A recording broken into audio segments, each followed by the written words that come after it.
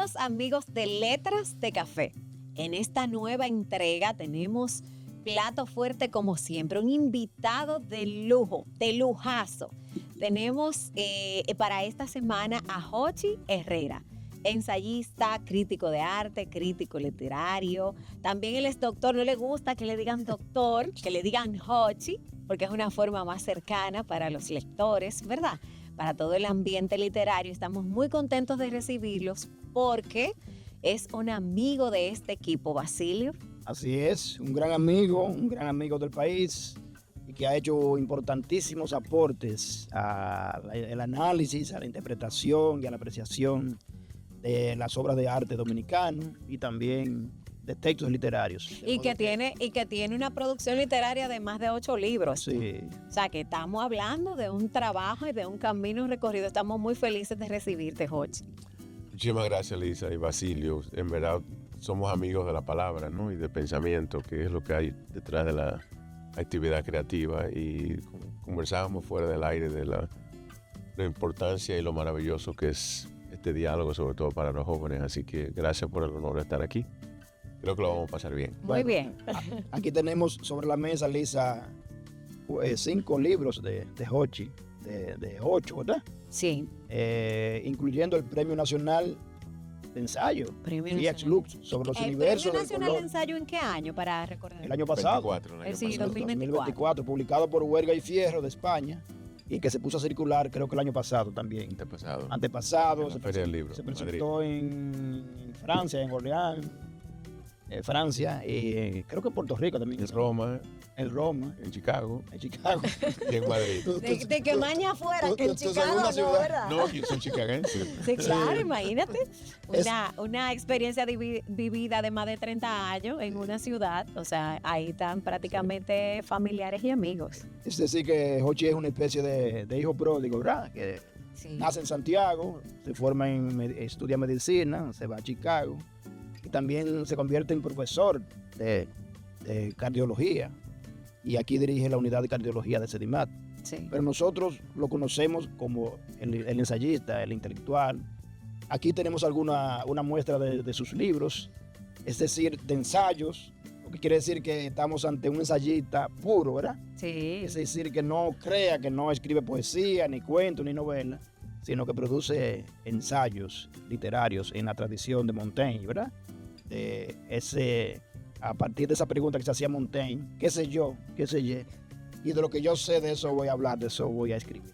Pero lo que nos llama más la atención, tanto a mí como a sus amigos en República Dominicana, es como un médico que ha incursionado en la literatura y donde ya hay una tradición de médicos y escritores, pero casi nunca un médico se dedicaba a analizar, a estudiar cuadros, ¿no?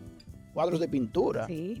A partir de esa sensibilidad, de esa cultura que él ha desarrollado y que creo que tiene mucho que ver con su itinerancia, con su forma, con su experiencia de viaje por Europa, por Estados Unidos. Y de ahí viene, digamos, ese vínculo entrañable, esa pasión por la obra de arte en general y también por la música. Jochi también es un gran estudioso y amante del jazz, de la música popular también. Es decir, que yo creo que a partir de estas inquietudes mías y que también son de Lisa, pudiéramos iniciar este diálogo con Jochi sobre sus puntos de vista, la experiencia como ensayista, la experiencia como crítico de arte y como crítico literario sobre todo. También. Sobre todo como crítico de poesía. Literario. Y también como una especie también de reseñista de libros, recensionista. Sí. Porque tú le das un libro, una novela y también te hace una crítica. Le das un libro de ensayo y también te hace una crítica o un libro de cuentos. Es decir, que por ahí es que gira la pregunta y la inquietud inicial. Adelante, Jochi. Bueno, Basilio y Elisa, repito, qué bueno que nos sentemos a hablar en medio de la tarde de esta cosa tan hermosa. Ya tú me conoces bastante, Basilio, por la manera como tú hablas sobre mi obra. Bastante clara tu definición del ensayo, pero añadiría algo más para los jóvenes sobre todo. Estamos hablando de ensayo literario, ¿verdad? Porque tradicionalmente, por mucho tiempo, sobre todo en América Latina, el ensayo se vio como un instrumento de estudio científico, y los hay, y tienen su valor. Sí. Pero mis ensayos son de índole literario, y Y la base fundamental de ello es esa gran libertad, como bien definió Montaigne, ¿no? El vagabundeo. Sí. Efectivamente, yo creo que parte de la razón de mi interés sobre el lienzo, sobre la pintura, tiene que ver con las experiencias que uno tiene.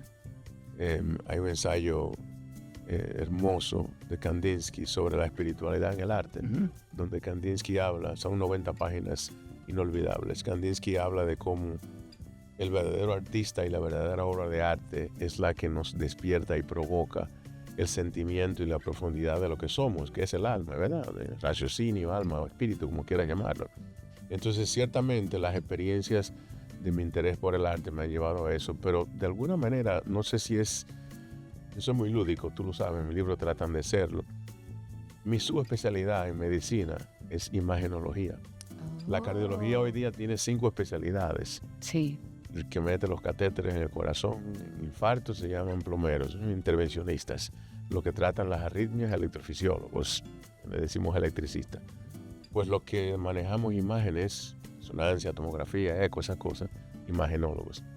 Supongo que de alguna manera habrá alguna conexión cerebral con eso. Sí. Pero efectivamente a mí la obra pictórica me provoca, me despierta.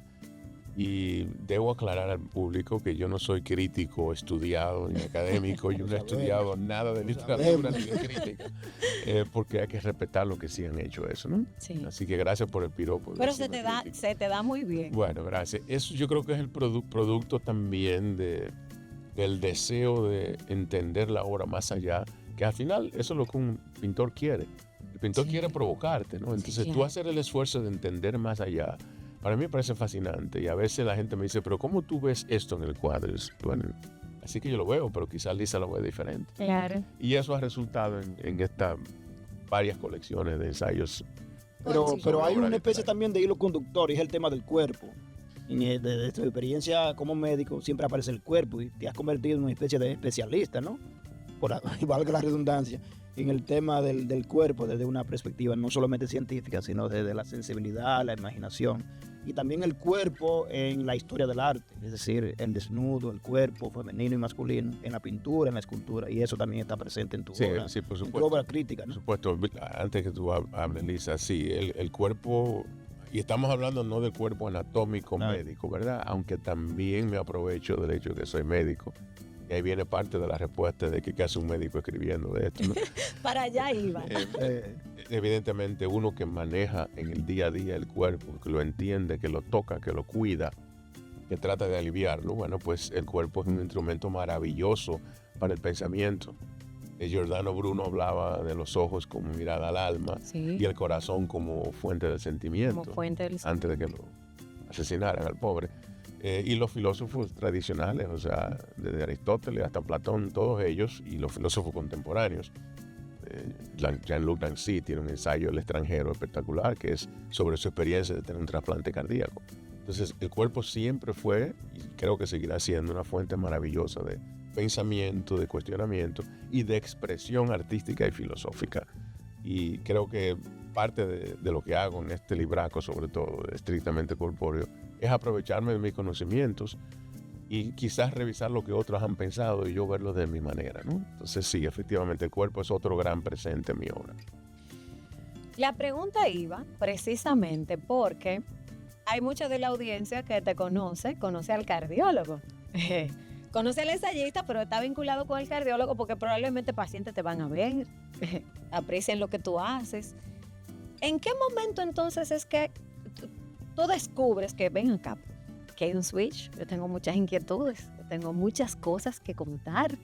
Yo quiero escribir sobre esto, que no necesariamente está vinculado a temas médicos ni de salud, sobre todo en el ámbito literario. O sea, porque estoy segurísima que tú te has encontrado con pacientes que te han dicho, doctor, pero yo no sabía que usted escribía libros.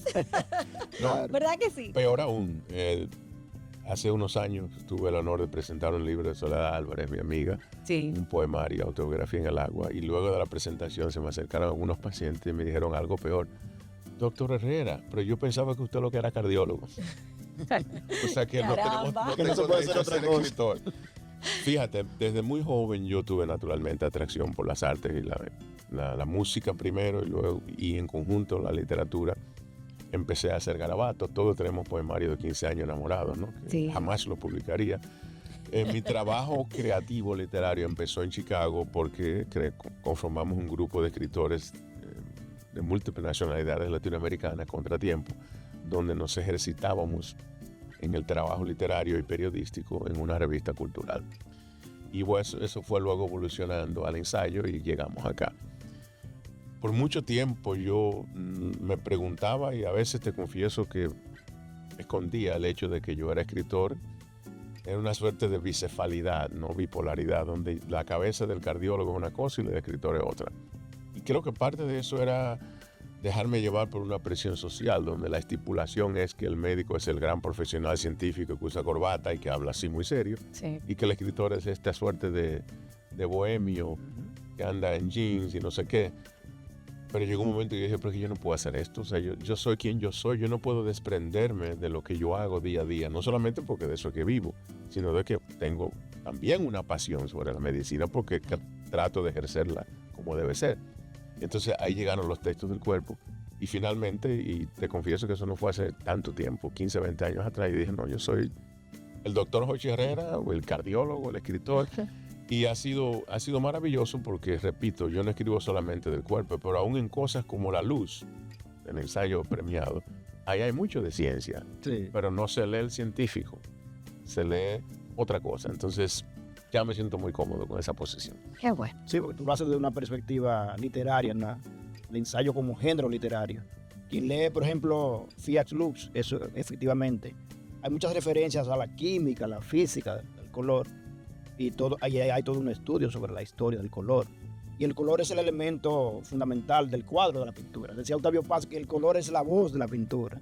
Y en ese sentido, yo pienso que también, como un elemento organizador de la composición del cuadro, pues a partir de ahí tú abordaste ese fenómeno. Y detrás de eso también, Basilio, hay otra lectura y es la luz. O sea, no existe el color si no hay luz, ¿verdad? Sí, claro. Y no existe oscuridad, ni sombra, ni penumbra si no hay luz. Sí. Entonces, detrás de esto está toda la significación filosófica y simbólica y alegórica de la luz. Y María Zambrano escribió ensayos maravillosos sobre esto, ¿no? Sí. La luz como la verdad, como la búsqueda de la grandeza humana, de la solidaridad. Entonces, todo eso está mezclado aquí con obras, sí, con colores específicos, que como sabemos tienen, entre comillas, significados particulares. No, y el hágase la luz. Y ¿no? hágase la luz, ahí. Ese es el título. Ahorita tú hablabas de Kandinsky, que es un pensador y un gran pintor, digamos, con el que se inicia la pintura abstracta. Un concepto con el que él nunca estuvo de acuerdo. Decía que la pintura siempre era concreta, no abstracta. Fue figurativo hasta, Sí. hasta que la abstracción destruyó todo. Sí, pero con los manchados, bueno, Kandinsky hizo toda una obra y creó toda una tradición y una sensibilidad. Y tú hablabas del libro de lo espiritual en el arte. Para Kandinsky hay un elemento espiritual en el arte. Y también él decía que, por ejemplo, que había sonido, y eso está aquí también en el color, ¿no? Que hay una correspondencia, una sinestesia entre el color y la luz, entre el color, las palabras, etc. Por eso hay un capítulo en el Y Sí, que libro. había musicalidad en Sí, el color. por eso él decía una frase en ese libro, Jochi. Él decía, por ejemplo, el azul es una sinfonía, decía él. Sí. Es decir, que incluso eso viene desde Goethe, y tú lo planteas en el libro, y desde antes, de cómo los científicos veían sonido. en El capítulo color. que yo dedico a eso se llama Paleta Musical. Sí, Y ahí tú puedes buscar en el jazz, por ejemplo. exacto. O sea, Sí. los blues. Sí, Sí. El blues azul. El blues que se supone que es un ritmo que lleva una melancolía, Sí. una saudade, ¿no? Y Una nostalgia. Una y nostalgia. el Rhapsody in Blue de Todo el Herzog. blues significa, y hay color en eso. Sí. O sea, Sí. es realmente una experiencia plurisensorial, sinestésica, ¿no? Y eso se explica desde el punto de vista médico también. Los 5 sentidos tienen una conexión, tienen conexiones todos, no solamente en la comprensión de los fenómenos que estamos expuestos, sino también en la expresión. O sea, el ejemplo más claro es el olfato, Sí. que tú cuando estás comiendo te huele a algo, cuando te huele a algo te sabe a tal cosa. Y los simbolistas, Rimbaud a la cabeza, escribían versos totalmente Y el soneto de las vocales de Rimbaud, por ejemplo. Sí. Y cuando uno dice, por ejemplo, una metáfora como el mar canta, ¿verdad? O la lluvia sonríe, bueno, está atribuyendo las cualidades humanas a a la naturaleza, ¿no? En ese sentido hay una especie de sinestesia. Sí, vamos a hacer la primera pausa y cuando regresemos entonces vamos a conversar un poco más sobre las demás obras que se publicaron, ¿de acuerdo?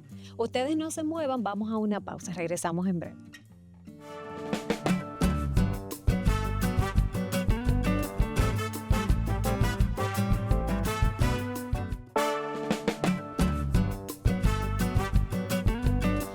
Continuamos conversando con Jochi Herrera. Nos quedamos tratando el Jochi crítico de arte, ¿no? El hombre de esa sensibilidad de la musicalidad, de la luz, de los colores, de la apreciación que se tiene sobre las obras de arte y de lo que se ha escrito al respecto. Yo ahorita en la primera parte hablaba Jochi de experiencia con el cuadro, con la pintura. Se me ocurre pensar que, por ejemplo, Octavio Paz, que es un autor que decía ahorita que tú estudiaste crítica de arte, Octavio Paz tampoco, y para mí es el mejor crítico de arte que existe en toda América Latina, lo que era un poeta. Y los grandes críticos de arte, poetas, Juan Pierre, por ejemplo. Claro. Hasta Cortázar hizo crítica de arte. Él decía que Baudelaire decía la crítica tiene que ser apasionada, política y Poética. Y tú haces crítica poética, sin ser poeta. En los libros de Jochi, ves que hay un prosista, un poeta, la imaginación. Eso le permite penetrar en la obra, en la composición y en la sensibilidad del creador del pintor que hizo el cuadro. En ese sentido, yo asocié a Octavio Paz, ejemplo, y yo lo he planteado. Cuando él vivió en Estados Unidos, inglés, en Nueva York, él se dedicó a ir a las exposiciones de pintura del MoMA, por ejemplo, ahorita. Y ahí nació la sensibilidad, el gusto y la atracción y también el arte. Pienso que también en ese sentido yo lo mismo, el hecho de estar estudiando medicina en Chicago, Estados Unidos, visitar museos, fue una especie de punto de partida de que naciera en ti, paralelo al médico, el crítico de arte. ¿Es así o no es así? Absolutamente cierto, y lo mencioné a propósito, gracias por la comparación con Paz. Lo mencioné al principio, que obviamente la trayectoria de las cosas que uno encuentra en la vida, en este caso el poder ir a grandes capitales norteamericanas y europeas y ver las obras, eso indiscutiblemente influye. No estoy diciendo con esto que una persona no pueda abrir un libro y ver una obra y dejarse motivar por ella, pero sí, lo hacía, no te voy a decir como tarea, lo hacía con muchísima frecuencia, sobre todo por mis hijos, que quería exponerlo de temprano. Entonces, cada vez que llegaba a una exposición retrospectiva en Chicago, o si estaba en Nueva York o donde fuera, buscaba como un cazador las obras. No hubo ninguna clasificación. Y yo creo que tengo un gusto bastante amplio en cuanto a la pintura. Definitivamente tengo mis favoritos, entre comillas, pero el contacto físico, quizás el museo no es el mejor lugar, porque el museo, a menos que sea un museo con una curaduría diferente. Hay museos muy tradicionales donde sala tal y 4 paredes, cuadros y cuadros y cuadros. Pero aún así, el ver una obra colgada en un museo tiene otro impacto en ti, diferente a que tú veas la lámina más bonita o la imagen digital más bonita. Muchos museos tienen exposiciones permanentes, también temporales, bien mueven, ¿no? Curadas, así es. Y también clásicas y modernas. Y yo pienso que también tu sensibilidad y tu gusto es bastante móvil, mueve desde lo clásico. Yo conocí la obra de una de las pintoras que yo más admiro, que es Remedios Varo. La conocí en Chicago, en el Museo de Arte Mexicano, que es el más grande de Estados Unidos. El Museo de Arte Mexicano de Chicago es el más grande en su naturaleza. Yo conozco las salas que hay en el Museo de Arte Moderno de la Ciudad de México. Sí. No sabía que había una. Sí, así es. Ahí la conocí y también fue un acto de búsqueda, de haber leído sobre ella, haber visto sus imágenes y de momento llega a esta exposición, un privilegio. Pero también, cuando uno va a una exposición de pintura, a un museo, a una área de arte, en todo caso, siempre se hace un catálogo. Y en ese catálogo hay una crítica de arte. Eso también ayuda a crear cultura, porque también, cuando tú haces crítica de arte, detrás hay un teórico del arte, hay un historiador. Yo escribí un artículo sobre esta faceta. Para hacer crítica de arte hay que conocer la historia del arte, la historia de la crítica de arte. Y se refleja. Uno lee un libro de Jochi de crítica de arte. Hay un repertorio de artistas, también de críticos y de teóricos, o sobre del arte. Claro. Entonces, que tú también te formaste teóricamente alrededor del fenómeno artístico y de las obras de arte. Te voy a hacer una confesión, es ciertamente. Hay situaciones, por ejemplo, en una película o un poemario, donde yo intencionalmente, si siento atracción por esa obra, por ese director, por ese poeta, yo voy a leerla y a disfrutarla y a verla, en el caso de una película, por mi cuenta, sin absolutamente contaminarme. Y luego entonces deposito lo que quiero depositar en el libro y naturalmente te complementa con lo que otros piensen y han escrito. En el caso de la pintura, tienes que educarte, o sea, tú tienes que saber quién fue Egon Schiele y dónde cayó Egon Schiele en el medio del lío que había en la época decimonónica donde él vivió y cuál fue su relación con Gustav Klimt. De lo contrario, tú estás perdido.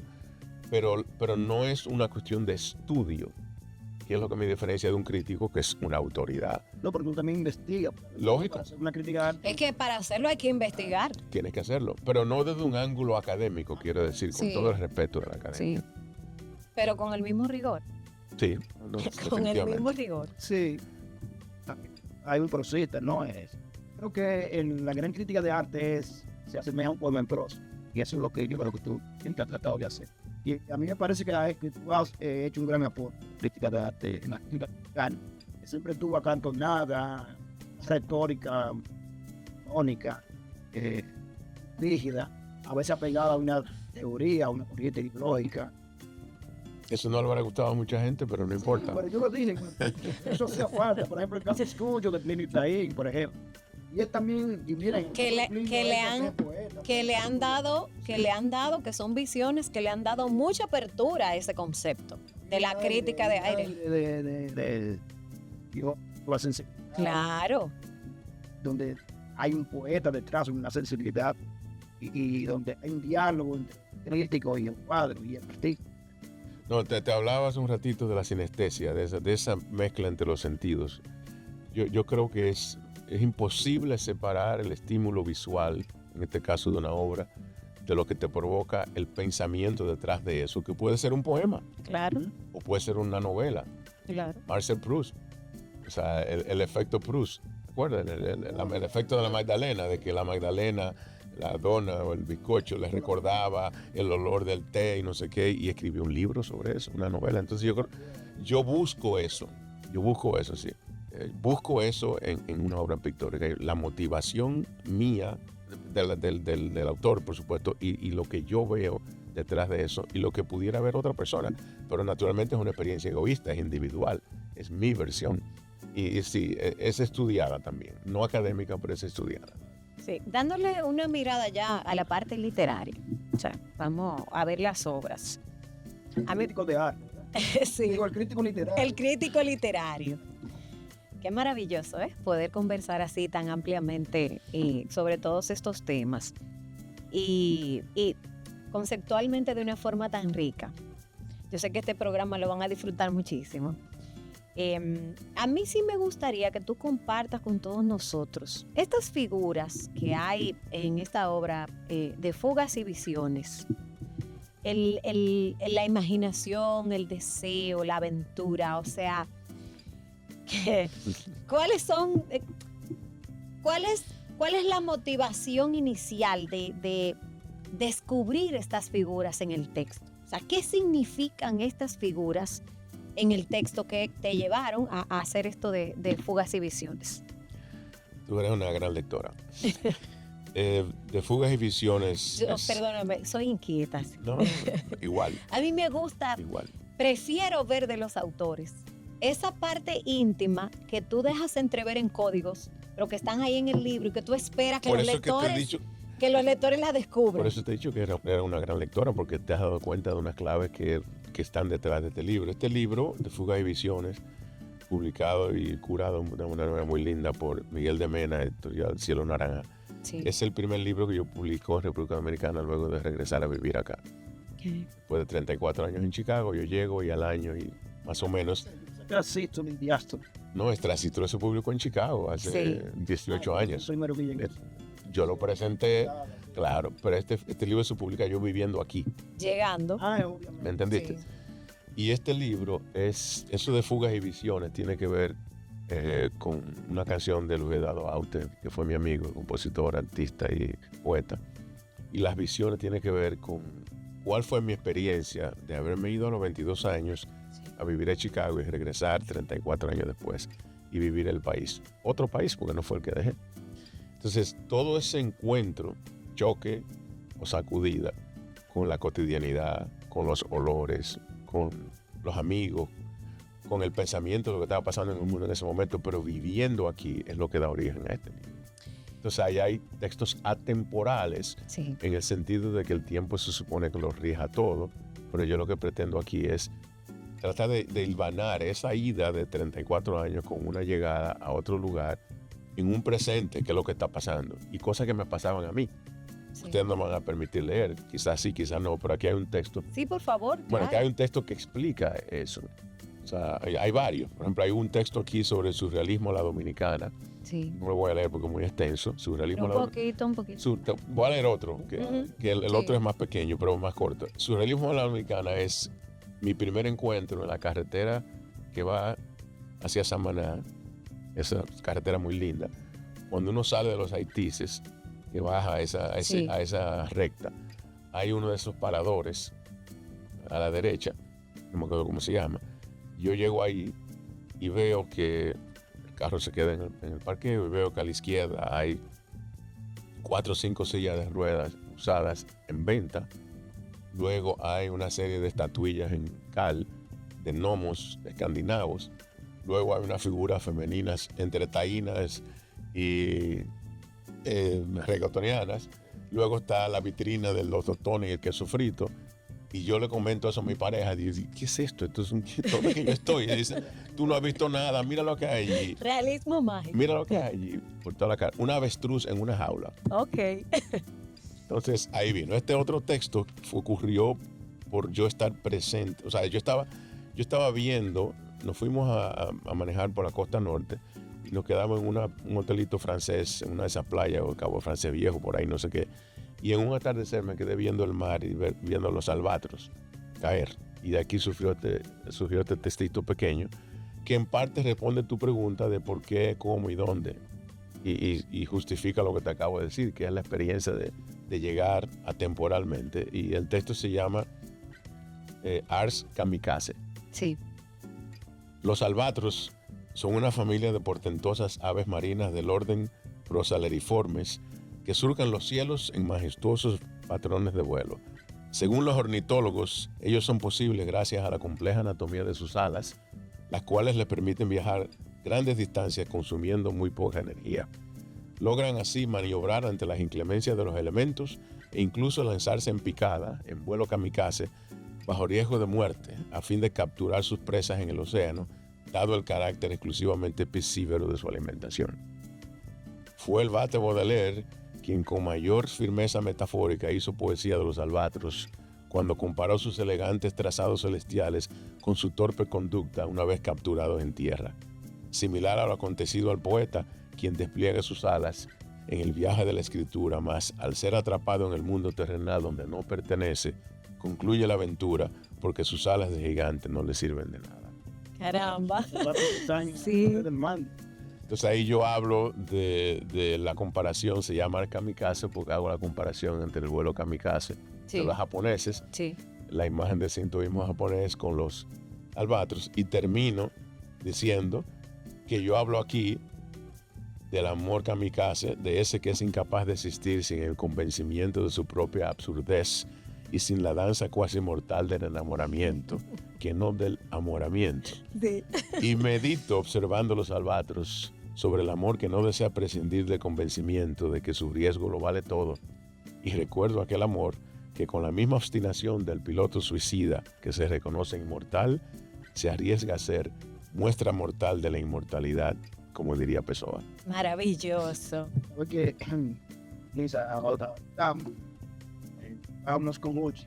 Sí. Esa capacidad que tienes de arte, ¿no? Tanto de escribir sobre un poema, cuento, novela, un ensayo. En este libro que se llama Apuntes sobre arte y literatura, hay un ejemplo de textos que abordan obras de arte. Siempre está presente. Ahorita mencionaste el caso de Enrique Pau, el protagonista durante ese sector. Esa afición que tú has tenido por casa, De mis favoritos, Cortázar. O sea, siempre pues, bueno, has escrito mucho sobre Cortázar. Y Juan Carlos Mestre, que es un poeta que aquí en Colombia hace muchos años, que es famoso por su poesía, pero también por sus acuarelas. Yo recuerdo que cada vez que él dedica un libro, en vez de hacerle una dedicatoria común, hace un lápiz de historia. Una serigrafía hermosa. Sí. Entonces, aquí aparece este libro, el lienzo y la página, pues, hay crítica de arte y crítica literaria, ¿no? Sobre Luis García Montero, que es poeta, pero también sobre José Mármol, que es poeta, Ley Andújar, Mestre. También pintores como Van Gogh, El Bosco, Klimt, Schiele. Oviedo también está ahí. Un dominicano. Iris Pérez Romero, la dominicana, sí. De que hay muchas críticas de arte, artículos sobre cultura. ¿Cómo tú te haces para desdoblarte así tal? Eso él te lo va a contestar después de esta pausa. Regresamos en breve. Regresamos.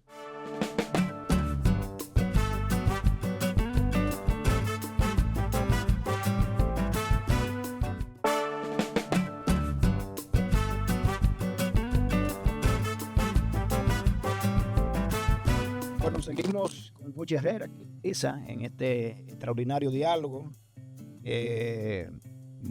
sobre arte, pintura, literatura, música. Se nos ha apartado un poquito esa faceta de Jochi.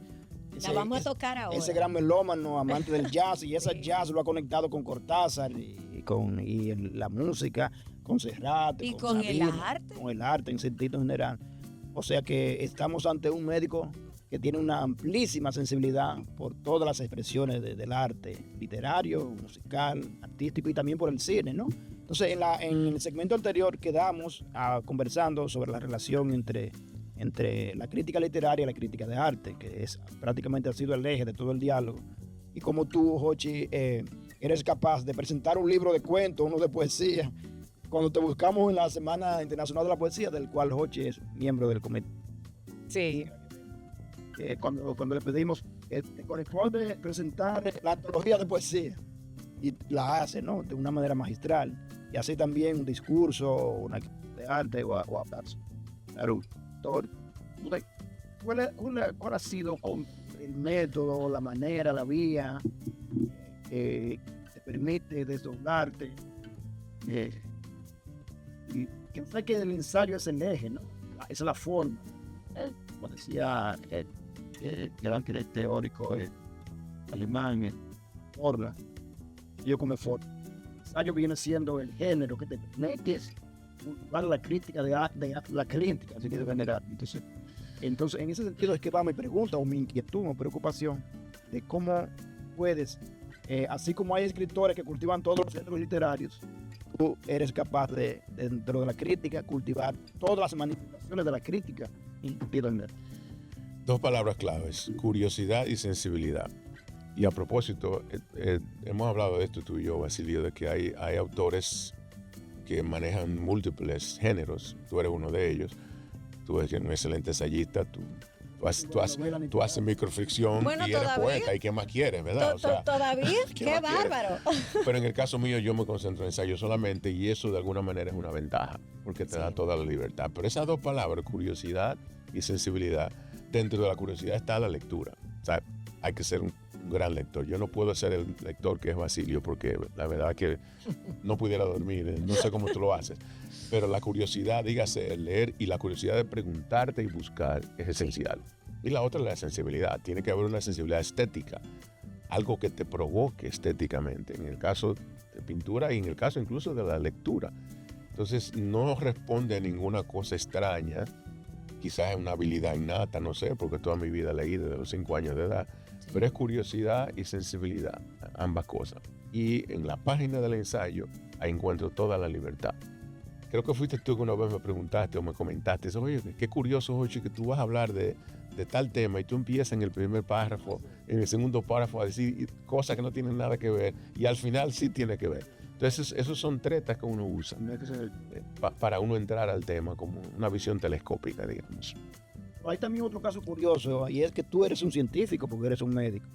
Sin embargo, en tu crítica literaria eres bastante expresivo, claro, preciso, elegante, o sea, Y hay una erudición secreta, si se quiere, ¿no? Sí. Porque, por ejemplo, quien lee este libro, Lisa Fiatch-Lux, yo lo comentaba un día con Plinio, cuando Plinio lo leyó, yo también, pero esto es increíble, la erudición de Hutchins sobre ese tema, porque hay investigación, penetra en la historia del color, en pensadores, en ideas, que son del dominio estricto de un científico, ¿no? O de un experto en física, o en química, o en fisiología, ¿no? Y de todas las figuras que giran en torno a ese simbolismo de la luz. Sí.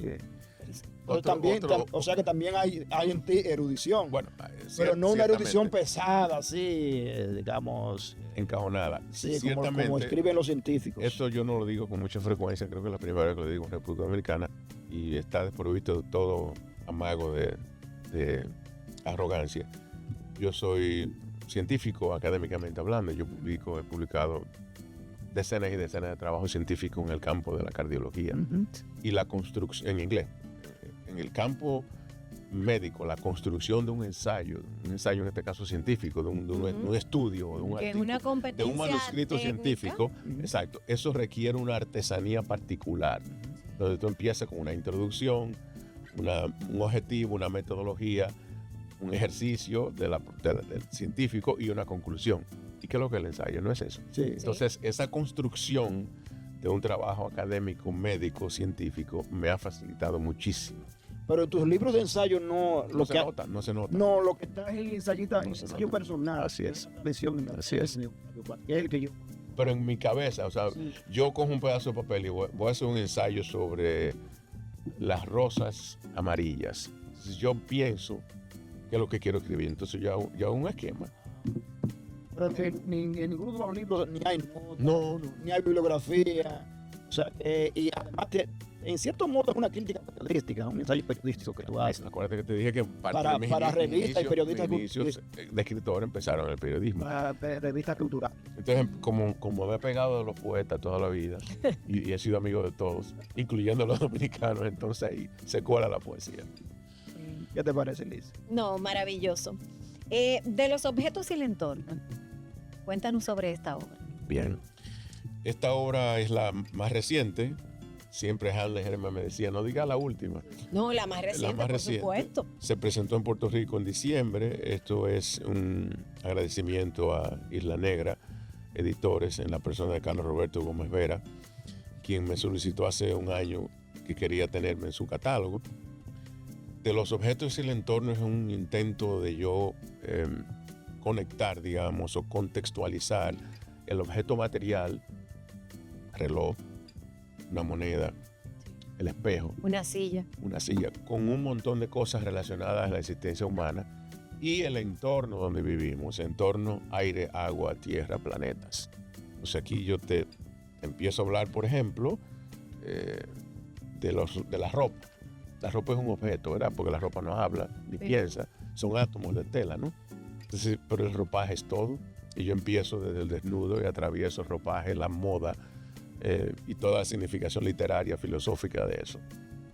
O en el caso del entorno, nubes. ¿Quién va a pensar en las nubes? Solamente un lunático como yo se pone a pensar en las nubes. Pero las nubes tienen una significación poética y evocadora increíble. Y también meteorológica. Y también en referencia a la contaminación ambiental y a dónde va el mundo. Y astrológica. Entonces ahí ese es el intento de conectar todo esto. Sí, es un libro sobre objetos y parecería que cada texto es un poema en prosa, ¿no? Texto, sí, gracias. Porque tiene prosa. Sí. También es un llanto también hasta cierto punto. Hay una corriente filosófica contemporánea norteamericana que dice que nosotros, los seres humanos posmodernos, o hipermodernos yo diría, estamos utilizando tanto los objetos materiales, ejemplo el celular, que los objetos han adquirido vitalidad. Sí. Que son una extensión del cuerpo, como el celular. No es que hablan ni tienen células, pero son tan esenciales para nosotros, nos dominan tanto que han adquirido vitalidad. Sí, bueno, George Jung ya tiene un libro sobre el celular. Claro. Sí. Este libro que se llama Estrictamente Corpóreo, que es el más luminoso de Hutchins, tiene casi 600 páginas, lo publicó el Banco Central. También aborda el tema del cuerpo, ¿no? Que es, yo diría que el eje central de tus preocupaciones intelectuales, el cuerpo, porque incluso desde tu primer libro, Extrasístoles y otros accidentes del cuerpo, seducir los sentidos, también está el cuerpo. Luego está cuerpo, accidentes y geografía. Luego la flama máquina, que fue un libro que publicó el comisionado dominicano Nueva York. Yo recuerdo que estuve ahí. Y de fugas y visiones, que ya mencionaste, y otros libros. Es decir, que el cuerpo te ha perseguido porque, claro, el cuerpo ha sido tu objeto de estudio como médico, ¿no? El corazón también. Tú vas a seguir abordando, reflexionando sobre el cuerpo en otros Tú me has hecho hacer demasiadas confesiones que yo no quería. Mira, este volumen no es voluminoso porque fue una intención, es porque gracias a la bondad de José Alcántara Almanza y de la editorial de Banco Central, se me pidió que mi obra sobre el cuerpo se acumulara en un libro y se escribió acá. Ah, de tanto. Están Sí. todos los que habían hasta ese momento. Sí. Bueno, dejé algunos fuera. Yo dije, bueno, ya está bueno, perdón, ya está bueno de hablar del cuerpo. Vamos a entrar a otra cosa. Entonces ahí vino Pentimentos, Sí. continuó y vino Yad Lux. Pero sí, ahora estoy en eso otra vez. Quizás sobre el alma. Ahora Pero- es justamente. Pero Estoy en fíjate, eso. Una historia del alma. Estoy en eso. Estoy en eso. Pero No te fíjate- puedo decir más. No, estoy- pero ya, es un terreno que no tanto del fíjate médico. que después de lo corpóreo, todas las publicaciones tienen dos elementos que tú me vas a desmentir ahora. Sí. Es como yo lo veo, desde el ojo lector. Sí. Hay dos figuras, hay dos elementos, hay dos símbolos que están presentes en tus obras, que es la luz, precisamente, y los objetos, la musicalidad de los objetos. Más, yo diría que mucho más que el color que representa ese simbolismo dentro de tu escritura. Ciertamente, y eso fue intencional porque quería, entre comillas, alejarme del cuerpo por un tiempo. Y de hecho dije, yo no voy a escribir más de esto, ya todo lo que pueda decir lo dije, mentira. Sí, ahora estoy en el tema de la relación anatómica de la carne humana, ¿no? De nuestro cuerpo, con lo que el alma, el espíritu significa, el pensamiento. Entonces, todo lo que significa un sentido, como el olfato, por ejemplo. ¿Y quién se le ocurre escribir ensayos sobre el olfato? Es que el olfato es el sentido más antiguo, más anciano de los humanos. Y no solamente nos ayuda a sobrevivir, sino también es evocador. Hay historia del asco y una anatomía. Sí, pues. Sí. Y está el de Chomsky, el libro de Chomsky de los olores. Entonces, es en esa onda que estoy, Basilio. Ya no es lo anatómico, ni siquiera la enfermedad, es lo que está oculto detrás de estas cosas, ¿no? Como por ejemplo, las manos. Vinieron las manos en el desarrollo evolutivo porque los prehombres o prohombres necesitaban asir, o se creó la mano en la evolución para que los prohombres asieran. Entonces, todo ese tipo de preguntas que parecerían filosóficas y lo son muy concretas también. Yo hablo del pie hoy día. Entonces, ¿dónde está el pie hoy día? Ya no caminamos, Ni correr. ni corremos. Y el ensayo es hermoso de Lebretón, de David Lebretón, Sí, sobre caminar. ya no caminamos. Sí. Por ahí que ando. Pero está muy bien. Esas reflexiones también desde el punto de vista antropológico, si se quiere, ya más que médicas, ¿no? Y son preocupaciones que son muy antiguas, desde Aristóteles, que hablaba incluso de la melancolía y de todas esas facetas que a veces uno piensa que tienen más que ver con la psiquiatría o la psicología o el psicoanálisis, pero que tú lo abordas desde una perspectiva teórica, intelectual, ya, y desde una sensibilidad poética hasta cierto punto, ¿no? Gracias. Pero también hay otra faceta que tú has cultivado, y es la afición por el cine y por la música, por el jazz. Y ese contacto que tú has tenido con la obra de Cortázar, sobre todo el Cortázar melómano y amante del jazz, de Charlie Parker, del Perseguidor, de Rayuela. ¿Qué te parece? Ciertamente, yo te mencioné brevemente que mi afición por las artes empezó con la música y la literatura también, la lectura, digo. Desde los 13, 14 años me consideraba un melómano. Empezó con todo lo que era el género latinoamericano tradicional, desde trova hasta todo Sudamérica. Y bueno, de nuevo llegar a Estados Unidos te da una oportunidad increíble de tú estar expuesto ahí. Entonces creció la música clásica y creció el jazz. Y el jazz es una forma tan libre. De hecho, Cortázar hablaba del jazz como técnica literaria, que el jazz tenía su propio lenguaje, como lo tenía en cuento.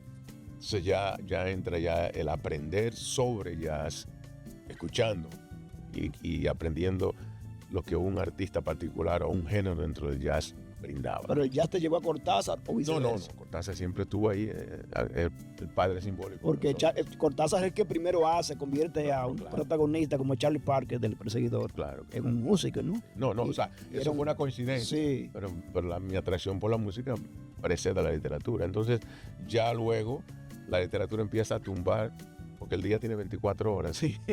Entonces ya predominó la literatura a partir de ahí.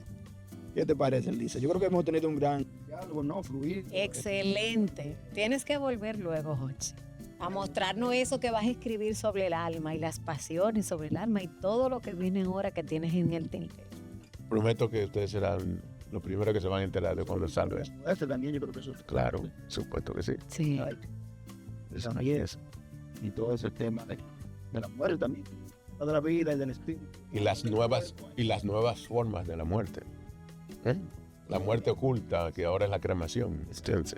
Así que cuando ustedes quieran, yo encantadísimo de hablar. Excelente, pues a ustedes muchas gracias por el favor de su sintonía. Hemos agotado una excelente conversación con Jochi Herrera, de la que esperamos sus reacciones y nos encontramos en la próxima. No se olviden de leer. Hasta pronto. Hasta pronto. Bye.